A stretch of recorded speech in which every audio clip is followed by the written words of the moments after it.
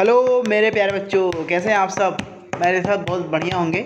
चलिए स्टार्ट करते हैं। आज हम लोग आपके सब्जेक्ट है health education and community pharmacy का लास्ट चैप्टर नंबर 12 पढ़ रहे हैं और इसका एक लेक्चर ऑलरेडी हम लोग अपलोड कर चुके हैं। इसका पार्ट 2 आज लेकर आए हैं और इसी के साथ आपका ये हो जाएगा चैप्टर स्वाहा। मेरी तरफ से काम ख़त्म, आपकी तरफ से काम शुरू। आप पढ़ाई करिए, नंबर अच्छे लाइए, खूब आगे जाइए, ठीक है। तो चलिए आज के टॉपिक में क्या है, देखिए सिलेबस आपने देखा था लास्ट क्लास में। सिलेबस क्या था, ये सिलेबस है आपका लास्ट चैप्टर का, नहीं चैप्टर नंबर 12 का थोड़ा सा बड़ा चैप्टर है। और इसमें लास्ट चैप्टर में हम लोगों ने करीब इम्यूनाइजेशन तक, इम्यूनोलॉजिकल प्रोडक्ट, वैक्सीनेशन, ये सब हमने लास्ट यानी पार्ट 1 में पढ़ लिया था। आज पार्ट 2 में हम बात करेंगे principle of disease control and prevention, hospital acquired infection, prevention and control, disinfection, types of disinfection procedures. ये सब आज हम इस क्लास में डिस्कस करने वाले हैं। तो जैसा कि आपकी शिकायत होती है मैं बहुत तेज़ बोलता हूँ, तो मैं पूरी कोशिश करूँगा कि मैं धीरे बोलूँ। सोच रहा हूँ बीड़ी सुलगा लिया करूँ, तो फूंकता रहूँगा और पढ़ाता रहूँगा तो थोड़ा सा स्पीड स्लो हो जाएगी, लेकिन उसके लिए मुझे बीड़ी शुरू करनी पड़ेगी। फिलहाल चलिए स्टार्ट करते हैं डिजीज़ एंड प्रिवेंशन में। सबसे पहले बात करते हैं कि डिजीज़ और प्रिवेंशन का मतलब क्या है कि activity designed to protect patient and other members of public from actual और potential health threats and their harmful consequence, ठीक है। This is called prevention. Disease prevention का मतलब क्या, जैसे आजकल क्या हो रहा है, आजकल कोरोना फैला हुआ है फ्रेंड्स, तो चारों तरफ आपको कहता है भैया सोशल डिस्टेंसिंग करो, लॉकडाउन करो, ग्लव्स पहनो, घर से बाहर मत निकलो, दूर दूर खड़े हो, ये वो, ये जो चीज़ें किए जा रही है ना सरकार के द्वारा, इसी को तो रोकथाम कहते हैं, इसी को तो डिजीज प्रिवेंशन कहते हैं। डिजीज प्रिवेंशन का डेफिनेशन क्या करें हिंदी में देखा जाए कि किसी भी व्यक्ति को किसी भी प्राण घातक बीमारी से बचाने के लिए किए गए सभी प्रकार के प्रयासों को बीमारी का रोकथाम कहते हैं या डिजीज प्रिवेंशन कहते हैं, ठीक है। जो आगे बात करते हैं कितने लेवल पे हम डिजीज़ को प्रिवेंशन कर सकते हैं। देखिए मैंने बताया था ऑलरेडी, मैं टॉपिक बार पहले भी पढ़ा चुका हूँ क्योंकि सिलेबस में फिर डिस्कस कर रहा हूँ। 4 लेवल पे होता है, primordial prevention, primary prevention, secondary prevention और टर्सरी प्रिवेंशन। जैसे कि आपके कोरोना, मैं आपको कोरोना जो प्रेजेंट टाइम में बहुत तगड़े से चल रहा है, लेटेस्ट फैशन में है आजकल, तो उसकी एग्जाम्पल लेते हुए बताता हूँ। जैसे कि कोरोना पहले चीन में था, हमारे देश में इसके कोई भी केसेस नहीं थे जब तक चीन से कोई यात्री हमारे यहाँ देश विदेश से नहीं आए थे। तो हम जब तक ये जानते थे कि ये यार अगल बगल के देशों में फैल चुका है, हमारे यहाँ भी नहीं आया है, तो उसके आने से पहले ही हम जो तैयारी कर लेते हैं, इस लेवल के रोकथाम को प्रिमोर्डियल प्रिवेंशन कहते हैं, ठीक है। प्रिमोर्डियल प्रिवेंशन, जिस पे हमारी सरकार नाकाम थी, वेरी ट्रूली सेड कि हमारी सरकार इस चीज़ को कंट्रोल करने में नाकाम थी, वो प्रिमोर्डियल प्रिवेंशन नहीं कर पाई। दूसरा, अब जब हमारे देश में 1 2 3 केस आ गए, यानी कि कुछ केसेस आ गए जिसमें से ट्रैवल हिस्ट्री से आ गए, अब उन्हें क्या करना था। देखिए अब आप कोरोना केस समझिए कि जैसे ही हमें पता कि जो विदेश से जितने भी यात्री आ रहे थे, अगर सरकार ने उस समय ये किया होता कि सभी को एयरपोर्ट पे ले आते, भाई क्योंकि विदेशी हैं, भले ही विदेश में है लेकिन हमारे अपने बेटे हैं, अपनी बेटियाँ हैं, उनको तो वापस लाना हमारा फ़र्ज़ है, हम इनसे थोड़ी ना कह सकते जाओ पड़े रहो, हमसे मतलब नहीं। तो उनको हम लाते और वो उनकी संख्या करीब 12 लाख थी। उन 12 लाख लोगों को अगर हम एयरपोर्ट से ही अलग अलग सेंटर बना के क्वारंटाइन कर देते 14-15 दिन के लिए, फिर उनकी टेस्टिंग करते और उनको ही अंदर आने देते जो पॉजिटिव नहीं थे, तो इस केस में हम लोग देश के अंदर कोरोना फैलने से रोक पाते। और इस तरह के प्रिवेंशन को प्रिमोर्डियल नहीं प्राइमरी प्रिवेंशन कहते हैं, प्राथमिक रोकथाम। मतलब कि जब डिजीज़ के कुछ केसेस आ चुके हों, फिर उसको बाकी लोगों में फैलाने के लिए उस पेशेंट को क्वारंटाइन करना, आइसोलेशन करना, इस तरह का जो कार्यक्रम है इसे बोलते हैं प्राइमरी प्रिवेंशन। हमारी सरकार यहाँ पर भी फेल हो गई, एकदम ट्रूली आपको समझा रहा हूँ कि प्राइमोडियल हमारी सरकार प्रीमोडियल में भी फेल हो गई और प्राइमरी प्रिवेंशन में फेल हो गई। अब आती है बात सेकेंडरी प्रिवेंशन की। सेकेंडरी प्रिवेंशन क्या होता है कि जब जो लोग ट्रैवल हिस्ट्री करके बाहर से आए हैं, उनके कॉन्टैक्ट में जो पर्सन है, जो उसको बोलते हैं स्टेज 2, जो उनके कॉन्टैक्ट में पर्सन है, उनके घर वाले, उनके परिवार वाले, उनके आने जाने वाले, उनको अगर बीमारी उनसे फैलने लगे तो इसको सेकेंडरी हम कहते हैं स्टेज 2 डिजीज़। यानी अभी हमारा देश स्टेज 2 में है कि उन लोगों से जो लोग बाहर से आए हैं और उनके द्वारा फिर आसपास के लोगों में हो रहा है, उनको आइसोलेट किया जाए, उनको क्वारंटाइन किया जाए, उनको रिपोर्ट बनाया जाए। हम ये कह सकते हैं कि हमारी सरकार सेकेंडरी प्रिवेंशन के केस में कुछ हद तक कामयाब रही। सोशल डिस्टेंसिंग बनाया, लॉकडाउन किया, नियम किया, और जिसकी वजह से हमारा देश अभी भी उस चपेट में नहीं है जो अमेरिका झेल रहा है या रूस या इटली झेल चुका है। तो हम लोग सेकेंडरी प्रिवेंशन हमारी सरकार का कदम अच्छा था, लेकिन अगर वो प्राइमोडियल और प्राइमरी भी अच्छा कर दी होती तो आज ये कष्ट हमें ना होता, ठीक है। तो सेकेंडरी प्रिवेंशन मतलब समझ आ गई कि जो पेशेंट है उनके रिलेटिव, उनके लोगों को कंट्रोल करना। थर्ड स्टेज कोरोना या थर्ड स्टेज बीमारी क्या है कि जब उनको भी बीमारी होने लग जाए जिनकी ना तो फैमिली में कोई मेंबर आया है बाहर से, ना वो खुद कहीं बाहर से आए, मतलब वो एक सामान्य से लोग हैं, अगल बगल रहते हैं, मोहल्ले में रहते हैं, सब्जी लेने जा रहे हैं, दूध लेने जा रहे हैं, उनको वहाँ से हो गया, मतलब इसे कहते हैं कम्युनिटी स्प्रेड। और कम्युनिटी स्प्रेड होना this is the third stage, और थर्ड स्टेज बहुत ही खतरनाक है। और भगवान करे कि अभी हम थर्ड स्टेज में ना पहुँचें या उससे पहले सरकार कंट्रोल कर ले। आप लोग लॉकडाउन का पूरा पालन करिए और उसमें अगर हम जो भी नियम अपनाएंगे, क्योंकि उसमें कंट्रोल करना बहुत मुश्किल है, बहुत ज़्यादा मुश्किल है। विश्व के सबसे बड़ा ताकतवर देश अमेरिका भी फेल हो गया है, तो आप सोच लीजिए कितनी मुश्किल की बात है। तो ऐसे अगर उस समय हम जो मेजर्स अपनाएंगे उन्हें हम टर्सरी प्रिवेंशन कहते हैं। ये तो क्लियर हो गया, आपने ऑलरेडी समझ लिया कि चारों प्रकार के प्रिवेंशन क्या होते हैं। तो अब हमने ये चीज़ें जो समझाया है वही चीज़ें यहाँ पे लिखी है। प्राइमोर्डियल क्या है, प्राइमरी क्या है, सेकेंडरी क्या है और टर्सरी क्या है, ये चारों चीज़ें आप यहीं से स्क्रीनशॉट लेकर के नोट्स में लिख लीजिए, क्योंकि मैंने आपको समझा दिया है। मेरे ख्याल से आपके दिमाग में अच्छी तरह से घुस गया होगा और मुझे लगता है कि आज मैं बहुत धीरे बोल रहा हूँ अपने नेचर के अगेंस्ट जाके, ठीक है। अब हम बात करेंगे डिजीज़ कंट्रोल। अब देखिए बीमारी तो फैल गई, अब उस बीमारी का हमको कंट्रोल मतलब उसको उपचार कैसे करें, उस बीमारी को आगे बढ़ने से रोकने की क्रिया को बोलते हैं disease control. Disease control is reducing the transmission of disease agent a low level that it easier to be public health problem. ठीक है, कि किसी भी बीमारी को ट्रांसमिशन को फैलने से रोकना उसका नियंत्रण कहलाता है, या उसको कम करना उसका नियंत्रण कहलाता है डिजीज़ कंट्रोल। अब इसमें कौन कौन से प्रोसेस, यानी कि हमारा डिजीज़ कंट्रोल में क्या हमारे मेन लक्ष्य होते हैं, हम क्या करना चाहते हैं, उस लक्ष्य की अगर हम बात करें तो हमारे बेसिकली 4 लक्ष्य हैं। पहला लक्ष्य है कि टू इंसिडेंस ऑफ डिजीज़। ठीक है, हम उस डिजीज़ के बारे में जांच पड़ताल करें, उसके बारे में लोगों को जागरूक करें, उसके बारे में स्टडी करें।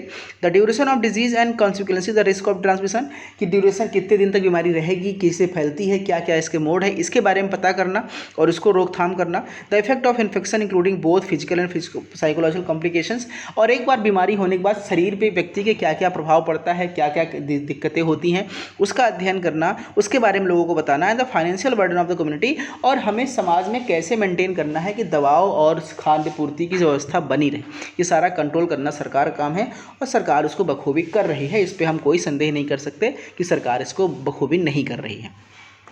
अब डिजीज़ कंट्रोल इन्वॉल्व्स में क्या क्या होते हैं, देखिए एक होता है कंट्रोल, 3 तरीके से हम डिजीज़ को कंट्रोल कर सकते हैं। मैं आपको शॉर्ट में बता रहा हूँ, आप इसको चाहें तो लॉन्ग में क्वेश्चन अगर पूछेगा तो डिटेल करके आप खुद से लिख सकते हैं।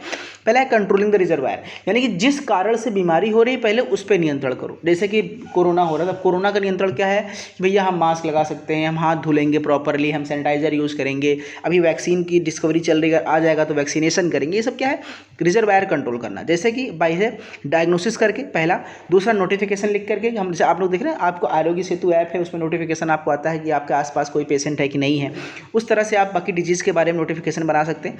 एपिडेमियोलॉजिकल इन्वेस्टिगेशन करके, यानी जो WHO ने इन्वेस्टिगेशन किया है केसेज है उसके बेसिस पे, आइसोलेशन करके और क्वारंटाइन करके, ये 2 वर्ड आपने आजकल बहुत फेमस सुना होगा। मैं आज आपको एक चीज़ क्लियर करने वाला हूँ फ्रेंड कि आइसोलेशन क्या है और क्वारंटाइन क्या है। मेरे सारे बच्चों, क्योंकि कोरोना में आप लोग बहुत ध्यान से इसको सुन रहे हैं, आज मैं आपको क्लियर करना चाहता हूँ कि दोनों में फ़र्क क्या है। देखिए, जैसे कोई पेशेंट है, हमें मालूम चला कि वो कोरोना पॉजिटिव है, उसका टेस्ट आया और वो कोरोना पॉजिटिव निकल गया, तो कोरोना पॉजिटिव वाले को हम जिस वार्ड में रखते हैं उसको आइसोलेशन वार्ड कहते हैं। आइसोलेशन वार्ड में क्या होता है कि उसको प्रॉपर टाइम से ट्रीटमेंट दी जाती है, दवा दी जाती है, उपचार किया जाता है, उसको डॉक्टर के निगरानी के अंदर रखा जाता है। क्लियर हो गया, जो कोरोना पॉजिटिव है। अब कैसे मान लीजिए कि कोई बंदा कोरोना पॉजिटिव है और वो किसी अपने मोहल्ले आसपास के संपर्क में आया होगा, ये हमारे पर एक डाउट है, तो हम ये मानते हैं कि यार ये बंदे के आसपास 1 किलोमीटर में या इसके परिवार में, इसके मिलने जुलने वालों में भी ये लक्षण हो सकता है कि बीमारी फैल गई हो, लेकिन ये सिर्फ डाउट है, ना तो उनमें कोई लक्षण दिख रहे हैं, ना हमें कोई दिक्कत दिख रही है, लेकिन हमको डाउट है। तो हम क्या कर सकते हैं, ऐसे पेशेंट को जो कोरोना पॉजिटिव नहीं है, जिनमें हमें डाउट है कि ये हो सकते हैं और ये दूसरों को भी फैला सकते हैं, उनको हम जहाँ रखते हैं उसको क्वारंटाइन कहते हैं। यानी क्वारंटाइन में कोरोना पॉजिटिव को नहीं रखा जाता है, सिर्फ डाउट वाले या कोरोना पॉजिटिव के संपर्क में आने वाले लोगों को रखा जाता है, जबकि आइसोलेशन में कोरोना पॉजिटिव को रखा जाता है। क्वारंटाइन में डॉक्टर की निगरानी भी नहीं होती है, क्वारंटाइन में बस उनको एक प्रॉपर टाइम से डाइट दिया जाता है, खाना पीना नाश्ता देते हैं, उनको लोगों से मिलने से रोका जाता है, उनको एक बंद कमरे में रखा जाता है और उनको बस फ़ोन पे उनसे हाल चाल लेते रहते हैं, जैसे कि हम लोग आजकल अपने हॉस्पिटल में ये काम कर रहे हैं। क्लियर हो गया मेरे ख्याल से मेरे बच्चों, आपको आइसोलेशन और क्वारंटाइन का मतलब बहुत अच्छे समझ आ गया होगा। दूसरा है इंटरप्रिटेशन ऑफ ट्रांसमिशन। अब जिस वजह से हो रहा है हमें उस चेन को ब्रेक करना है, यानी ट्रांसमिशन ना हो उसको रोकना है। उसके लिए एक बहुत अच्छा तरीका क्या है, लॉकडाउन। लॉकडाउन करिए, घर पे रहिए, बाहर मत निकलिए। हम ट्रांसमिशन को इसी तरह से रोक सकते हैं, इसको बोलते हैं इंटरप्शन ऑफ ट्रांसमिशन। और तीसरा है द सब्सेप्टिबल होस्ट। इसमें क्या हो रहा है कि जो हमारे अपने होस्ट को मारना, होस्ट मतलब कि जो हमारा बॉडी है उसके अंदर जो बैक्टीरिया पल रहा है उसको मारने के लिए क्या कर सकते हैं हम, एक्टिव इम्यूनाइजेशन, पैसिव इम्यूनाइजेशन मतलब क्या है, टीकाकरण है, इम्यून सिस्टम एंटीबॉडी या वैक्सीनेशन करके, कंबाइंड पैसिव एक्टिव इम्यूनाइजेशन करके, कीमोफाइलैक्सिस करके, या नॉन स्पेसिफिक मेजर करके, दवाइयाँ दे करके, मेडिसिन दे करके हम उसको ठीक कर सकते हैं। फिलहाल अभी इस स्टेज में कोरोना नहीं पहुंचा है क्योंकि दवाइयों की खोज अभी तक हुई नहीं है। भारत में कई तरह के प्लाज्मा थेरेपीज व हाइड्रोक्सीक्लोरोक्विन वगैरह यूज करके इसको यूज किया जा रहा है। ठीक है, अब हम बात करेंगे, हमारा नेक्स्ट टॉपिक है, वो टॉपिक हमारा खत्म। नेक्स्ट टॉपिक है हॉस्पिटल एक्वायर्ड इन्फेक्शंस। कि हॉस्पिटल एक्वायर्ड इन्फेक्शंस क्या होता है। देखिए फ्रेंड्स, क्या होता है, कभी कभी आप अगर हेल्दी हैं और आप किसी भी कारण से हॉस्पिटल आए हैं अपने किसी पेशेंट की वजह से या किसी भी फैमिली मेम्बर की वजह से, तो हॉस्पिटल में ढेर सारे तरह के पेशेंट होते हैं, ढेर तरह के जर्म्स होते हैं, ढेर तरह के बैक्टीरिया वायरस होते हैं जिससे आप इन्फेक्टेड हो सकते हैं। तो ऐसा तो है कि हो सकता है कि आप हॉस्पिटल तो सही सलामत गए थे लेकिन बार बार आने जाने से आप खुद वहाँ पर बीमार हो गए। तो इसकी ऐसी तरह की बीमारी को, ऐसी तरह के रोग को बोलते हैं हॉस्पिटल एक्वायर्ड इन्फेक्शन। ठीक है, तो hospital acquired infection also called, इसको नॉस्कोमियल इन्फेक्शन भी कहते हैं। एग्जाम में बहुत बार पूछा गया है व्हाट इज द नॉस्कोमियल इन्फेक्शन। तो हॉस्पिटल एक्वायर्ड इन्फेक्शन को हम लोग नॉस्कोमियल इन्फेक्शन भी कहते हैं। नॉस्कस का मतलब होता है डिजीज और किमेंस और कोमियंस का मतलब होता है टू टेक केयर, यानी आपको डिजीज से ख्याल रखने के लिए। Nosocomial infection can be defined as an infection acquired by the person in the hospital, manifestation of which occur during hospitalization or other discharge from the hospital. The person may be a patient member of the hospital staff and void. ठीक है, कोई भी हो सकता है कोई रोगी हो, आया हो किसी और बीमारी का इलाज कराने, जा रहा है किसी और बीमारी से बीमार हो गया, या कोई विजिटर हो जो भी मिलने आते हैं पेशेंट से, या कोई हॉस्पिटल स्टाफ हो जो आते जाते इस इन्फेक्टेड पर्सन के कॉन्टैक्ट में आके बीमार हो सकते हैं, वो हमारा कहलाता है हॉस्पिटल एक्वायर्ड इन्फेक्शन या नॉस्कोमियल इन्फेक्शन। अब ये कैसे हो सकता है, इम्यूनो कंप्रोमाइज्ड पेशेंट के साथ। ठीक है, कोई पेशेंट जिसके साथ इम्यून सिस्टम की प्रॉब्लम है, जिसका कुछ बीमारी है। दूसरा, प्रेजेंस ऑफ माइक्रो ऑर्गेनिज्म, हो सकता है अस्पताल के अंदर आपके माइक्रोब्स ज़्यादा हों, आपने प्रॉपर सैनिटाइजेशन नहीं किया है, प्रॉपर आपने स्टेरिलाइजेशन नहीं किया है। एंड तीसरा है the transmission of pathogen between staff and patient. जब पेशेंट और स्टाफ आपस में एक दूसरे की ट्रीटमेंट करता है तो स्टाफ पेशेंट को जब कॉन्टैक्ट करता है तो मे बी वो भी इन्फेक्टेड हो सकता है। जैसे कोरोना केस में बहुत ज़्यादा हो रहा है, डॉक्टर्स और नर्सेस बहुत बुरी तरह से प्रभावित हो रहे हैं। हम लोग रोज़ हॉस्पिटल बड़े हिम्मत के साथ जाना पड़ता है, लगता है बस भगवान आज बचो आज बचो। तो क्योंकि संघर्ष है, करना पड़ेगा, हम लोग अपना काम छोड़ नहीं सकते। ये भी इस तरह का मेथड है हॉस्पिटल एक्वायर्ड इन्फेक्शन का। अब हम बात करते हैं कि हॉस्पिटल में कौन कौन से सोर्सेज हैं जिन सोर्सेज से इन्फेक्शन हो सकता है। ये सोर्सेज मैं आपको शॉर्ट में केवल नाम बता रहा हूँ, आप अगर कॉपी में एग्जाम में आता है तो आप इसको एक्सप्लेन अपनी भाषा में कर सकते हैं, चाहे हिंदी या इंग्लिश में।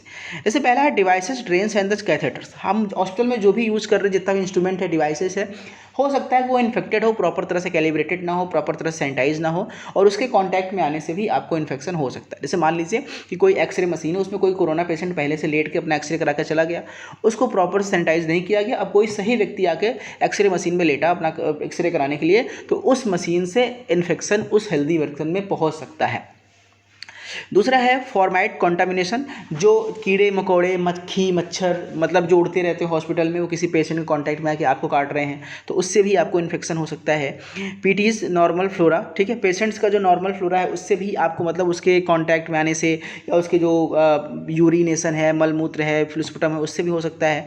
वाटर फूड, आप जो भी वाटर या फूड खा रहे हैं हॉस्पिटल में, हो सकता है वो कॉन्टामिनेटेड हो, उससे भी आपको हो सकता है। एयर, जो हवा आप सांस ले रहे हैं, उस तो सबसे ज़्यादा इंपॉर्टेंट फैक्टर है।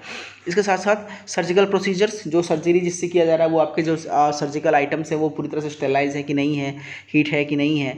हॉस्पिटल पर्सन्स के साथ और विजिटर के साथ और अदर पेशेंट के कांटेक्ट में आकर भी आपको ये बीमारियां हो सकती हैं।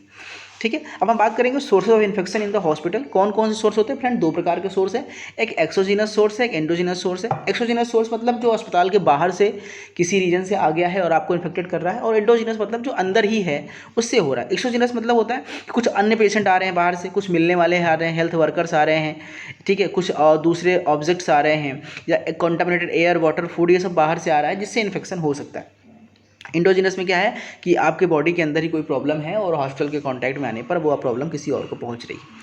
ठीक है। अब हॉस्पिटल में जो इन्फेक्शन हो रहा है उसको कैसे रोक सकते हैं, तो उसके लिए एक नियम बनाया गया है सब भारत सरकार की, जो national centre of disease control board है आपका NCDC, उन्होंने एक नियम बनाया है। उसके लिए एक सरकार का नियम पारित किया जिसको बोलते हैं hospital infection and prevention and control guideline. इसका पालन करके आप अस्पताल में इस बीमारियों से बच सकते हैं। ठीक है, तो उसके लिए क्या होता है, बेसिकली एक कमेटी बनाई जाती है। जो कमेटी का काम होता है वो टीम वो नियम बनाती है। जैसे आजकल कोरोना बहुत तेजी से फैल रहा है, तो हॉस्पिटल के अंदर जितने भी स्टाफ हैं उनकी एक कमेटी बनाई जाती है जिसको बोलते हैं इन्फेक्शन कंट्रोल कमेटी ICC। वो क्या करती है, वो एस्टेब्लिशमेंट करती है, रूल्स बनाती है, जिसका मेन पर्पज मॉनिटरिंग होता है, सर्विलांस होता है, रिपोर्टिंग होता है, रिसर्च होता है और एजुकेशन होता है पूरे हॉस्पिटल के लिए।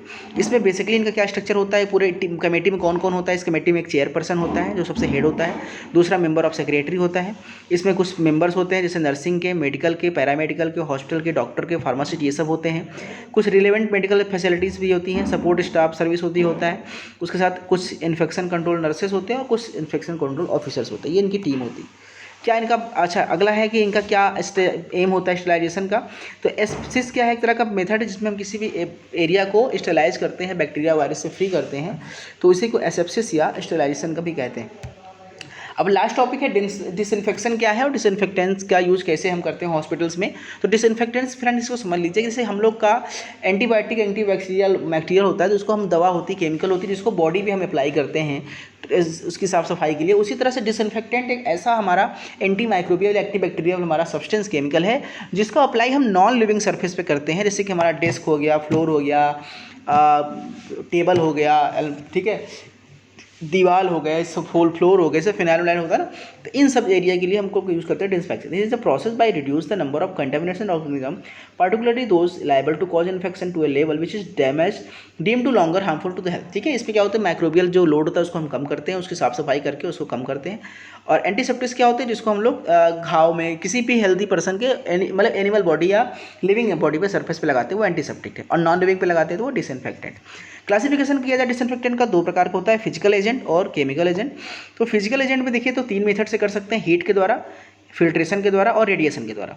केमिकल में क्या कर सकते हैं हम लोग, एल्कोहल का यूज़ कर सकते हैं, हैलोजन का यूज़ कर सकते हैं, बिगोनाइट्स का यूज़ करते हैं, सरफेस एक्टिव सब्सटेंस यानी सरफेक्टेंट का यूज़ कर सकते हैं। इसके साथ साथ फिनॉल और फिनॉलिक कंपाउंड्स का यूज़ करके, इन केमिकल का यूज़ करके हम डिसइंफेक्टेंट कर सकते हैं। जनरल रूल्स क्या होता है डिसइंफेक्शन करने के, disinfections are generally toxic and may damage और irritate the skin, conjunctiva and nausea, care must be take avoid the contact rain to toxic concentration, disposable gloves should be worn when handling. ये तो पता ही है, मतलब क्योंकि ये थोड़ा सा केमिकल होते हैं, आपकी बॉडी के लिए इरिटेटिंग हो सकते हैं, नुकसान कर सकते हैं। यदि जब भी आप डिसइंफेक्टेंट करें तो आप प्रॉपर मास्क और ग्लव्स का यूज़ करें ताकि आपको कोई भी प्रॉब्लम उससे ना हो। और भी चीज़ें बात कर सकते हैं यहाँ पे, इसके नोट्स आपने सामने लिखा है कि डिसइंफेक्टेंट क्या है कि नैरो स्पेक्ट्रम का एक्टिविटी होती है, ये सिर्फ माइक्रो ऑर्गेनिज्म के खिलाफ काम करता है। इसके साथ साथ ये ब्रॉड स्पेक्ट्रम नहीं है जो कि सभी प्रकार के वायरस और बैक्टीरिया को भी किल कर सकता है। ठीक है, डिसइंफेक्टेंट जो होता है वो हमेशा करेक्ट कंसंट्रेशन में यूज़ किया जाता है, क्योंकि ये बहुत कम मात्रा में बहुत प्रभावी होता है और ज़्यादा मात्रा में हमारे स्किन के लिए रिटेंट कर सकता है। अगला पॉइंट है कि जो डिसइंफेक्टेंट का लाइफ होता है वो डिपेंड करता है उसके फार्मूला पे और किस जगह पे हम काम कर रहे हैं उसके हिसाब से उसको बनाया जाता है। ठीक है, डिसइंफेक्टेंट को करने के लिए क्या क्या ध्यान देना होता है, कौन कौन से फैक्टर है, माइक्रोबियल लोड कितना है, ऑर्गेनिक मटेरियल क्या क्या उसमें उपस्थित है जिसको सफाई करनी है, पीएच वैल्यू क्या है, nature of expose surface area क्या है, रेजिस्टेंस बैक्टीरियल स्पोर कितना है, ठीक है, माइक्रोबियल लोड, यही सब हमारे कुछ इसके फैक्टर्स वगैरह हैं। देख लीजिए इसको यहाँ पे, ये सारे फैक्टर्स को आप नोट कर लीजिएगा। तो ठीक है friend, HECP health education and community pharmacy को करते हैं हम लोग राम। और हम लोगों ने ये चैप्टर 1 से लेकर चैप्टर 12 तक खत्म कर लिया है। आराम से सिर्फ आप पढ़िए, आपका काम है और कुछ नहीं बचा। अब आप मुझे बताइएगा कमेंट सेक्शन में कि आपके D फार्मा के फर्स्ट ईयर में कौन सा सब्जेक्ट है जिसको आपको पढ़ना है। जहाँ तक मुझे दिखाई दे रहा है कि मैंने फार्मास्यूटिक्स को सही से नहीं पढ़ाया है, उसके बहुत से टॉपिक कवर कराने बाकी है। तो एक सीक्वेंस वाइज मैं उसकी एक वीडियो सीरीज़ ला करके शायद कोशिश करूंगा कि मैं आपके फार्मास्यूटिक्स को भी ख़त्म करता हूँ। ठीक है फ्रेंड्स, तो चलिए तब तक के लिए thank you so much, take care, bye bye.